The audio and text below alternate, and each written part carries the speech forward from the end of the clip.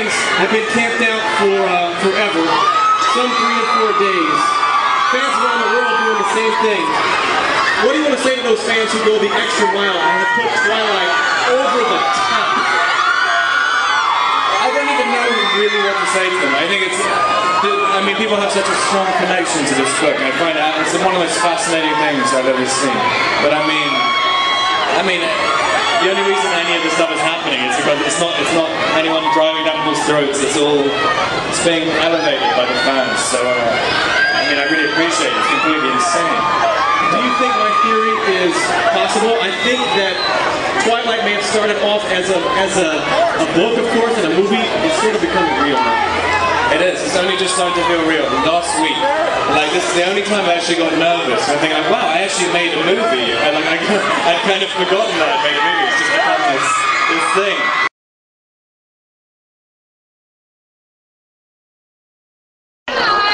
Absolutely. I could write Twilight 100 times better now. I've really learned a lot, and I think I could just do such a better job. I'd love to have a chance to do that again, actually.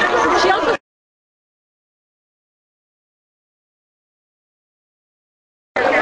about halfway through writing Twilight, I first saw Henry Cavill, who's a British actor, and I thought, you know, there's somebody who's almost pretty enough to be Edward. But of course, by the time they got around to making the movie, he was a little bit too old. And I have to say, I mean, I don't know what he would have done with it, but I really can't imagine anyone doing a better job than Rob did. So I'm glad that it ended up the way it did.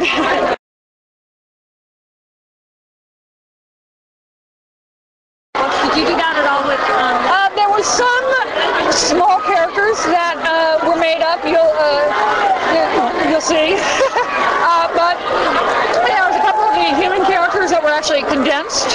So you know, there's the character of Eric is actually a combination of Ben and Eric, and so there's some of that. And Jessica is a combination of Lauren and Jessica, but you know.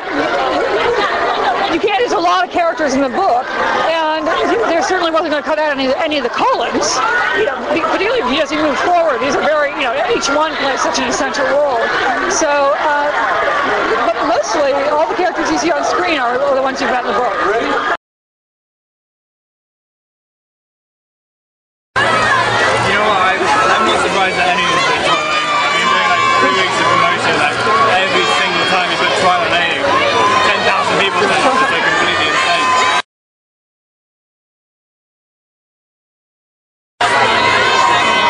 It's funny how it's been so consistent. It's literally every single Twilight event since Comic-Con. There's been these huge scream fests. It's completely crazy.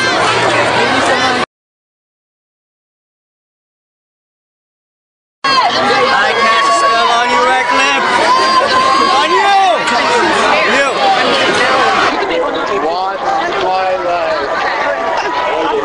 Follow his lead. Be cool. Wingardium Leviosa. She's in the vampire. You know, I'm not so much a witch. I'm more of a vampire. I don't need a magic stick. I don't know what I'd probably bite it. I don't know how I'd do anything like this, but boom. Well, I guess you guys did a drawing earlier. Wingardium Leviosa.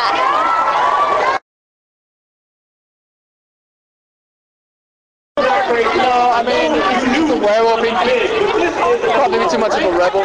So, yeah, I don't know how to answer that question. Like Hufflepuff or what's the one that Harry's in?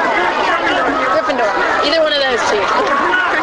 He's a fun-loving one. Is there a comedy one? Oh, there should be. He'll start his own. Oh my gosh, you can't decide. There's so many things going on in Hogwarts. After seeing the movie and reading the books, just, you can't really decide. If I was entitled to a preference, I wouldn't choose.